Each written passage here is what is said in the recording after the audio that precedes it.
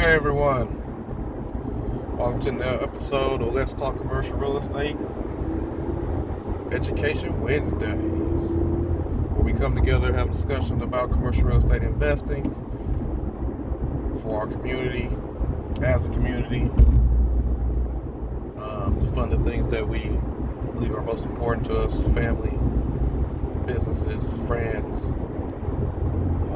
special projects, you name it, nonprofits. But doing all that and leveraging the power of commercial real estate, having discussions about the different sectors of commercial real estate, what's going on, providing insight, my perspective for what I do on a daily basis, and what I've dedicated basically the past 6 years of doing to get to a point to where now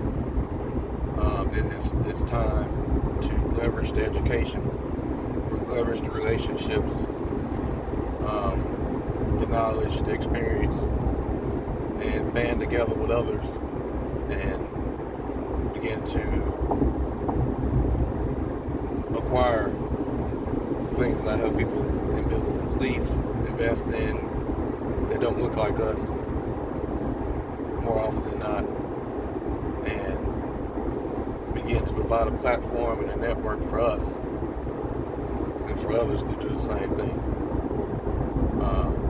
which I feel will be my contribution, from the empowerment, resolve or inspiration that's coming amongst us, especially being accelerated given the things that happened in 2020, and people waking up and realizing our power and all that and all the good stuff that's happening, just progressing going forward, and the black excellence and experience of others who are taking on the entrepreneurial and leadership roles and so forth and so on. So, putting forth my contribution towards the economic empowerment, which is the foundation for everything else. So today I just wanted to kind of briefly talk about maybe possible opportunities, and it just came to my mind because I'm looking different real estate opportunities, and I've done some research prior to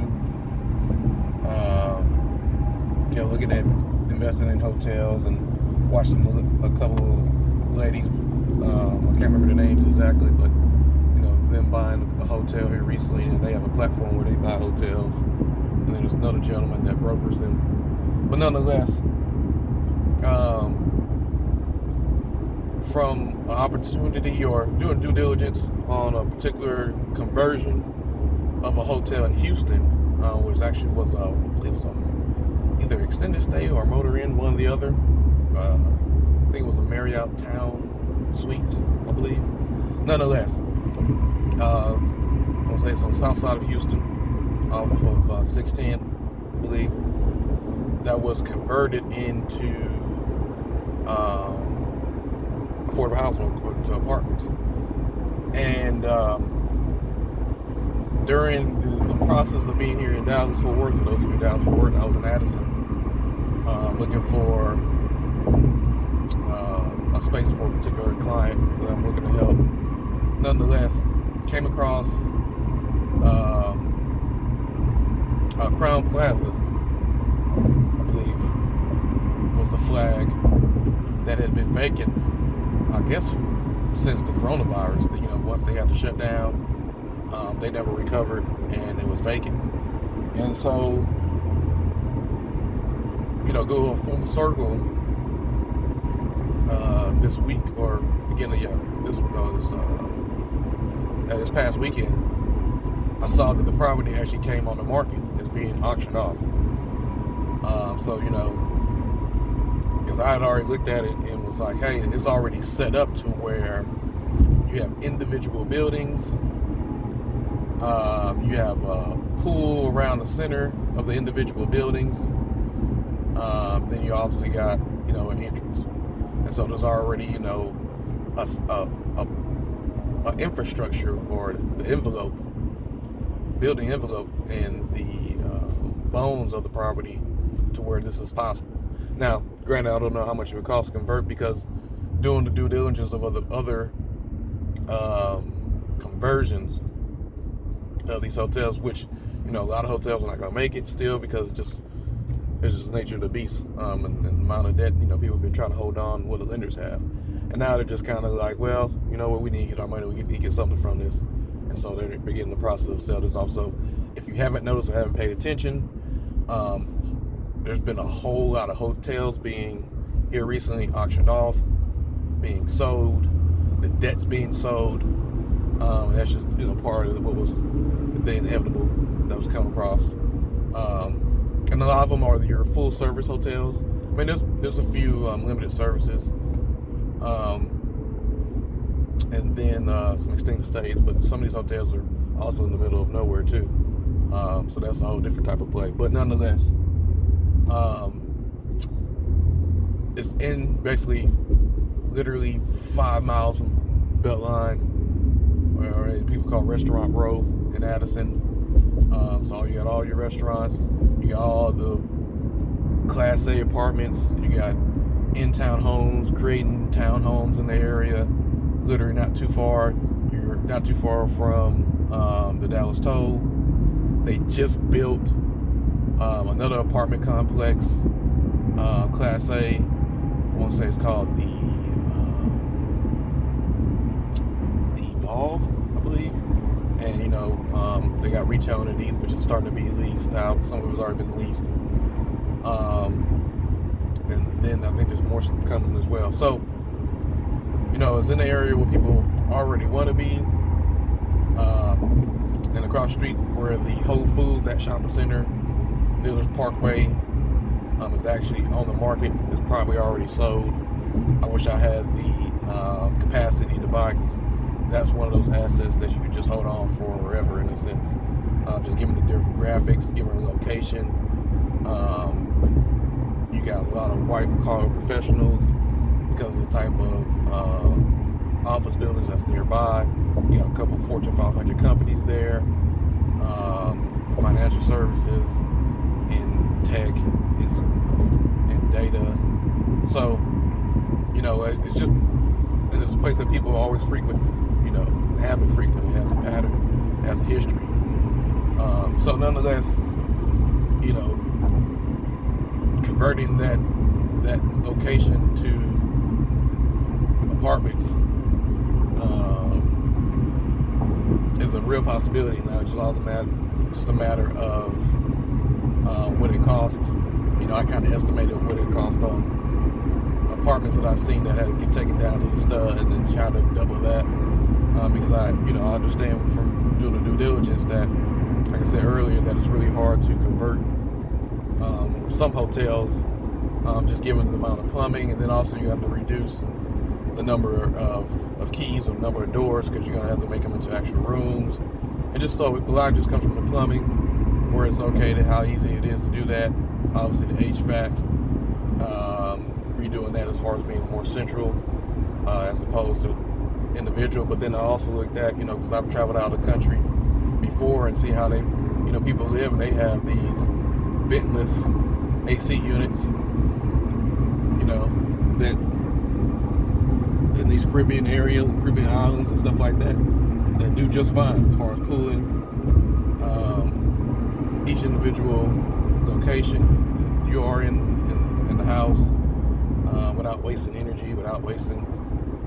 And then, you know, one thing about the central AC system is that oftentimes, you know, especially in apartments, is that you know, wherever the unit is, that's usually where it gets the coldest, and as the air try to goes further out, you know, it's not as cold, you don't get the same impact. So nonetheless,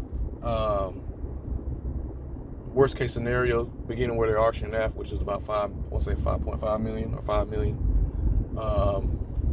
You know, the cost of dirt in that area is expensive. Be that is Addison. I know that the rents are, you know, starting around for 1 bedrooms. You know, just kind of get out there what rents are, about, you know, 12 to 1,500 for one bedrooms, so forth and so on. So that's on brand new construction. And then also taking in consideration that where we are in the cycle of multifamily, to where there was issues with collections, but however, multifamily still collected roughly 90% plus. There's still more due diligence need to be done on the type of tenants, because those who were affected by COVID obviously were in retail or in the restaurant industry. Some of those restaurants aren't coming back, so some of those people won't have those jobs. So you got to account for that. But also just the migration of capital looking for a home, and then looking for safety, is still targeting A, industrial, and B, multifamily, which is compressing the returns or the cap rates on these products. So,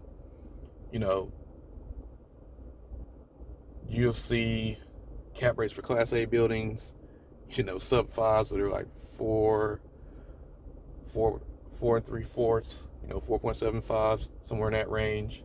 If you're in Austin, they're even sub 4, which is tough. So you got to have a real low cost of capital, very long-term outlook, and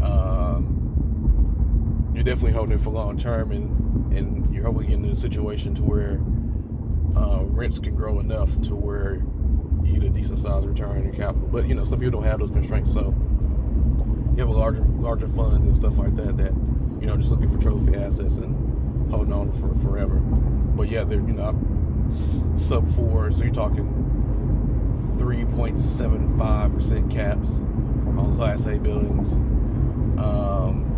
Bs are trading in the 5s. Cs are trading mid 5s, and in some cases maybe low 6s, but somewhere in the mid 5s, just depending on the property. And then Ds fall after that. So looking at that market and the opportunity, was like, well, this is a good opportunity to where if you buy it cheap enough, the dirt, worst case scenario, you can just sell the dirt off and somebody develop on it.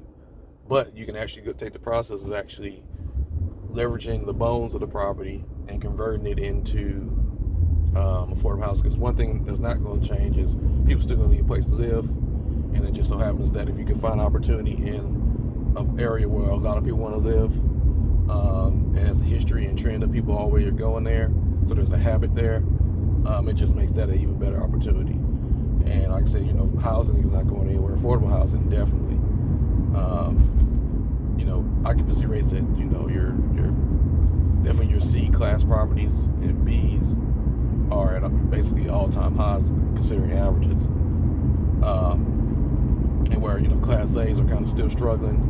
And I've seen a couple of Class A opportunities where they're trading at B class pricing per unit. Unfortunately, they're with out of the current capacity.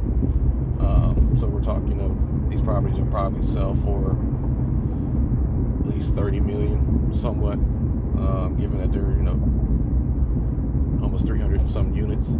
But they're Class A properties, and which is a prime example of another property that happened in Houston, in City Center, where the guys were able to buy that at B class pricing because J.P. Morgan was in trouble.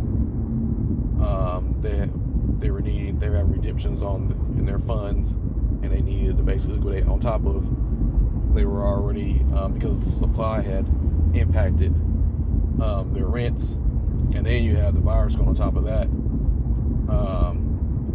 They weren't able to charge the same amount of rents, and then obviously they're losing money. So not necessarily losing money, but they're not getting what they were telling their investors that they were going to make at that property. So it was best for them to just kind of cut bait on top of all things, and they sold it off. And the guys that bought it, bought a hell of an asset at a great price, and kind of don't really have to do too much because they kind of factored in what the situation that was going on, invest some money in it, improve the leasing of the property and basically ride it as we come back up in that area. So, with all that being said, I think, to me, other than owning a hotel to own it, looking at the possibility of conversions of some of these hotels into housing and affordable housing, if you can turn it into low-income housing, get tax credits for those who are familiar with that process, or the HAP program, where you can get a contract with that municipality in your city you're in, to offer project-based Section 8 housing, to where you're able to buy something at a decent price point and cost basis, and then raise the money, or if you have the money already, and go in and make the renovation and do the conversion, as long as it's not unfeasible, and then run the numbers and model all out to still get a return on your investment. So I think right now, that's, especially at the rate that I'm starting to see that hotels are now just starting to come on the market for sale. I guess at this point now, the lenders have just decided to go ahead and cut their losses, where at first they was kind of holding out hope, waiting for the economy to kind of recover, especially with the vaccines being pushed, and eventually, travel and stuff like that will come back. In my previous video, I told you that I've seen people are already holding events at hotels, having conventions and stuff like that, and already people that I've listened to are already planning on having conventions sometime this year. So for the hotels that relied on, business travel, business conventions, and things like that, they'll start to see an uptick in that. For others, the limited service, they'll continue to do what they're doing for all the extended stays. And I mean, they were really winning during the pandemic, as people were traveling, contractors and stuff like that. So probably from the research that I've done, this seems like the easiest conversions. And for those who actually have done one before or in the hotel industry, you can always add comments below. Let's share, because like I said, this is a platform and a dialogue to share the information so we can best use it and leverage opportunities, work together, partner, so we can all accomplish the same goals of getting passive income, cash flow, and again, leveraging that to do other things that are most important to us. So, but from due diligence that I've read about and examples I've seen, your extended stay type hotels are typically your easiest conversion, because they've already set up for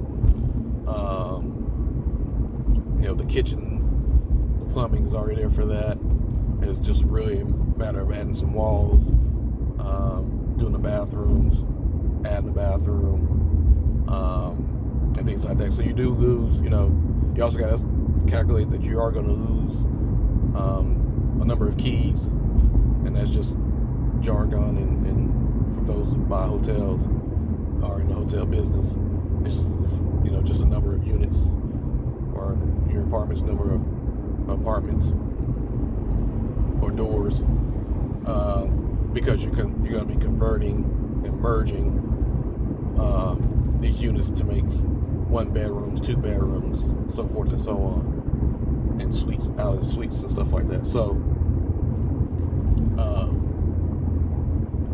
extended stays look like they're more feasible to do. And then, like I said, this particular hotel, the Crown Plaza, the way it's set up, it's already set up in a sense like a garden style apartment, where the bottom floor has an elevator, and you go up to the floor where all the keys or the doors are. And so it's just a matter of figuring out what you want to do, getting obviously some architects involved, make it look nice, make it presentable, and all that stuff. So I'd have talked to my partner about that deal. So the time frame on that is, because I believe the deadline is mid-March. So I'm having another discussion to see if that may be one of the opportunities amongst other opportunities that we're looking for now. in multifamily retail. Haven't seen too much in office yet that I liked, especially from a flex office space opportunity, or smaller industrial buildings and stuff like that. So, nonetheless, I think for those that are definitely interested in looking for opportunities, that's something to look at. Or just from the standpoint of, hey, you get the opportunity to buy a hotel, and create something that has, or leverage something that already has a system, reflag it. Definitely look at the PIPs. And for those who don't know what that is, that's property improvement plans, because oftentimes the franchise will require you to improve the property to their current improvement plan. And they usually look at the opportunity when the hotel's being purchased, if it has already been done, to do it. So you got to factor that in. Leveraging the systems. A lot of the guys that I was listening to that are actually building these huge funds to buy a lot of these distressed hotels are kind of gearing towards, they're going to basically flagging them into Marriott, so the Marriott brand, because of obviously the large database and the reservation systems, but just the systems in general and the management execution that Marriott does or has. So it just makes it easy for them to cash flow, and they're collecting management fees on top of that and all that good stuff. So say that I come on here, provide what I'm seeing, provide some knowledge that I have, experience, things that I research, and then passing the information along, because information is key, and then executing on it is even more important. So once you have the information, you got to use it and execute on it. And I know I'm not the only person that, if I could, I would buy as much real estate as possible individually, especially for certain things that I have ideas for and I'm paying attention to the trends. But I know there's others that are looking to do the same thing. So if I can pass on the information and create a discussion around it to allow others to do it, that's success for me, because we're all going to be in this together. So when one succeeds, we all succeed in a sense. And as I always say when I usually in these videos, I can go fast alone, or I can go further together, and I prefer to go further, because that's what it's going to take for us to change our situation, to reset or restart or start the change in mindset of us being from consumers of everything to being owners and dictating and using our ownership to extract the goods and services and equalities and all that stuff that we want. And it's just for me that I think commercial real estate is just one of those vehicles to do it, while also providing a service, because real estate is nothing without people. So you are providing a service, whether it's for a business, whether it's for the individual, and also for the people that have a problem with that having money, they want to grow their money. So that's a problem. So providing a service to them, so everybody benefits.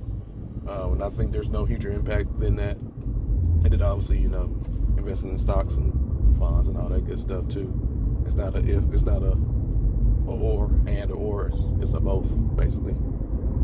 If I said that right. So that's all I got for you guys today. It's important to spread the message, spread the word. As always, leave a comment, leave a like, share, subscribe.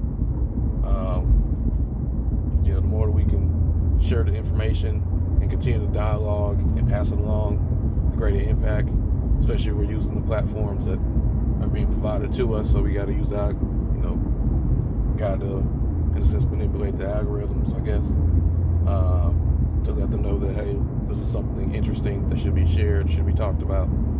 And so I hope you guys leave a comment, leave a like, subscribe. Do my best to continue to provide, insight, thoughts, spark discussions, have debates, all for the betterment and improvement, of us economically. So until next time, happy investing. Let's continue to talk commercial real estate, people. Deuces.